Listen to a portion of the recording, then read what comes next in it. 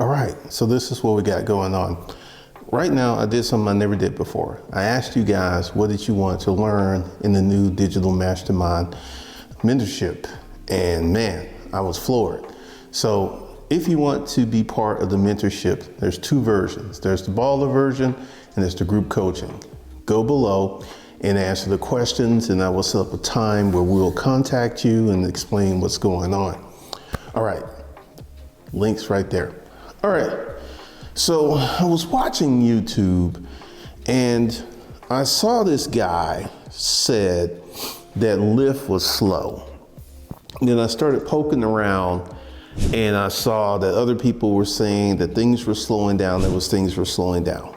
All right, if you're in the gig economy, you cannot approach that like you approach some regular little job.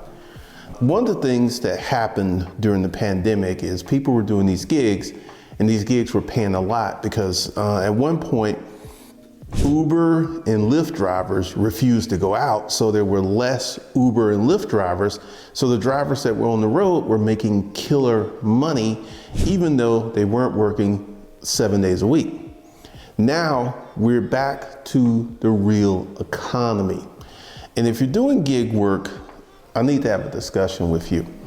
You need to let that fantasy go of you just working part-time and making great money. It's gone. Because I was watching this guy who was doing Lyft and he was just like trash rides. The whole video was complaints. And the thing is, with the pandemic economy, people got used to certain things. And one of the things that I noticed, because there's a restaurant that I like to go to, that during the pandemic, it was always packed.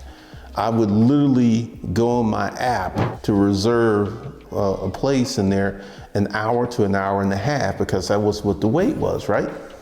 Now, I have been able to get in there for the last 7 months whenever I wanted to. I can roll in there in the morning, I can roll in there at lunch. There is no wait. There are empty parking spots outside. I can get in whenever I want to. So the pandemic economy is gone. The pandemic economy is gone. That $6 trillion that they infused in the economy is gone. And the average person today, I was out, I saw one new car tag. One, it was on a truck. One while I was out. So the economy's changing. So if you're a gig worker, one of the things that you have got to do is adjust it in your mind that if you're going to do gig work, you need to go hard.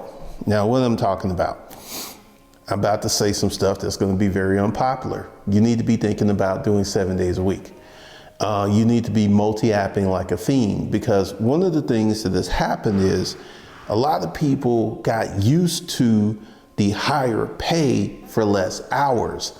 And that is completely gone. It's completely gone. It's gone for DoorDash. It's gone for Uber. It's gone. Essentially, what you got to do is dig in. Now, here's the good news. If you're willing to do the hours, you can make money. You can still make money. But this whole notion of you're going to work less hours and make a lot of money, that's gone. You just kill that. You can just kill that. One of the things that you will actually see doing gig work, because one of the things is I like to keep in touch with the economy. And this is one of the reasons I watch YouTubers who do, I watch people who do Instacart, I watch people who do Spark, and everyone is saying the same thing. It is slowing down, it is slowing down. And one of the things that you have to understand, it has not stopped. It has slowed down, but it has not stopped. And if you adjust yourself, you can make money. Now, once again, you're going to have to work more hours than normal, and you're going to have to deal with, this is one of the things I consistently see with the DoorDash people and Uber and Lyft people, trash rides. If it's not a desirable ride or food delivery, a lot of DoorDash people will decline. All right, I'm about to share something with you. The trash rides and the trash DoorDash things are going to become the norm. You're going to have people going to go to DoorDash, they're going to order from McDonald's, they're going to order from wherever they order. They're not going to leave a tip. And this is the economy that you've got yourself into. This is what you're doing. Now, I can't tell you what to do in regards to DoorDash or Uber Eats or anything. I cannot. But I can tell you that the conditions are going to get worse. Once again, so if you choose to do DoorDash, if you choose to do Lyft, if you choose to do Uber or Spark or Instacart, it's going to get worse. It's just going to get much worse. So one of the things that is happening is that you have to understand the marketplace. Right now, there's a lot of people who want to buy a house, but they cannot afford to buy a house. Right now, there's a lot of people who want to buy a car, but they cannot afford to buy a car. Right now, and this is something else, and let me go ahead and say why it's going to get worse. We're in the beginning stages of what I believe is going to be a monster recession in 2024. This is my thoughts. And once these layoffs start to hit, you're going to see your Uber Eats, your DoorDash, it's going to go down. It's not going to stop, but it's definitely going to go down. And your choice orders are going to definitely get smaller. The people who order like $60, $80 worth of food and leave a $10, $15 tip, that's going to dramatically go down. There will still be people doing that, but it's going to go down. Also, here's something else. And one of the things that you should do, and this is just me, you should go ahead and create an LLC and do your Uber, your Lyft, and your DoorDash from your LLC. And what you should do is allow your payments to stack up and pay yourself via PayStub every 2 weeks. Why? I know with DoorDash, I think Uber, I think all of these apps where you can download your pay for the day at the end of the day. Stop doing that. Stop doing that, because that's going to create a bad situation for you. You want to get to the point where you can allow your money to stack up and pay yourself every 2 weeks so you can manage and budget your money better.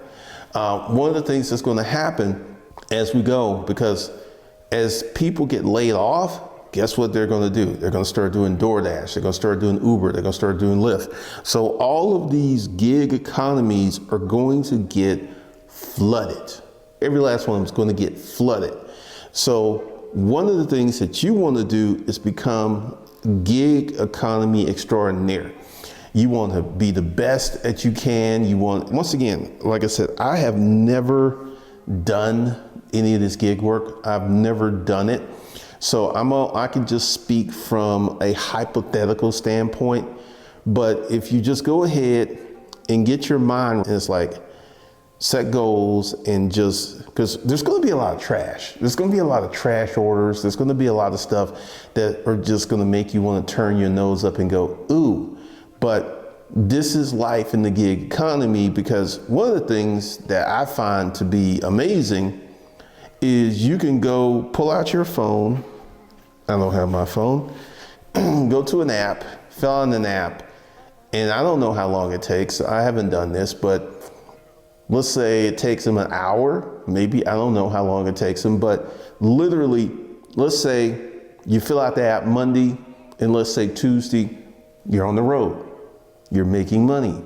You have a position that if you're willing to do the hours, and let's talk about long hours, to make it in the gig economy in the future, you're gonna have to do 10, 12-hour days. Now, there's a guy here on YouTube his YouTube channel is Moore's Finance. And he has it on his channel when he was doing, and I think he did a really good job. He did DoorDash full time, and he made $25,000, and he calculated his gas, his miles, and his time. And he was doing like a regular 6-8 hour days, and he made $25,000. With the number of people who are coming to the gig economy, you could just go ahead and move that 6 to 10 hours. 10-hour days at a minimum, 12-hour days, maybe if you're built for that. Because like I said, I don't know what it's like to do the gig economy stuff. I have no clue.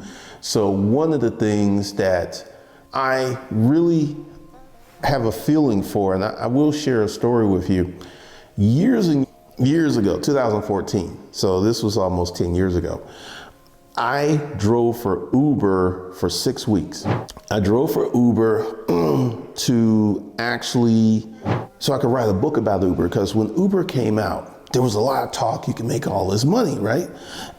So one of the things I did is I signed up for Uber. I signed up under my LLC. So I know you could do it in 2014, you could do it now.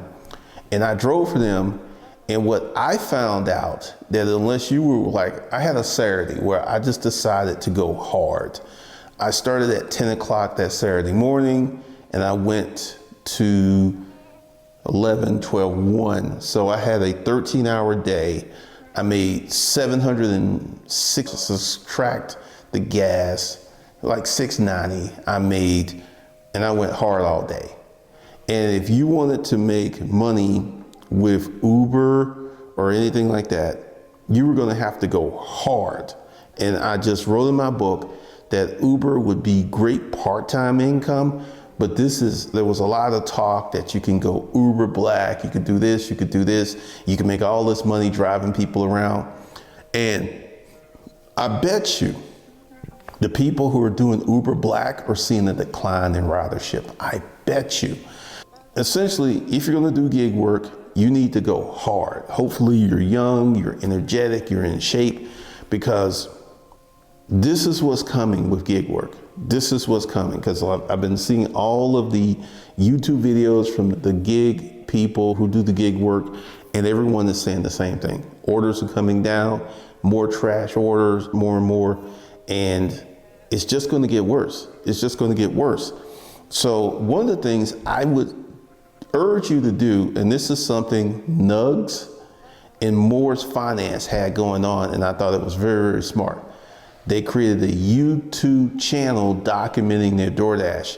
And I know for a fact that Nugs was making about $4,000 a month from YouTube, because he was saying like he was doing like 10,000 a month.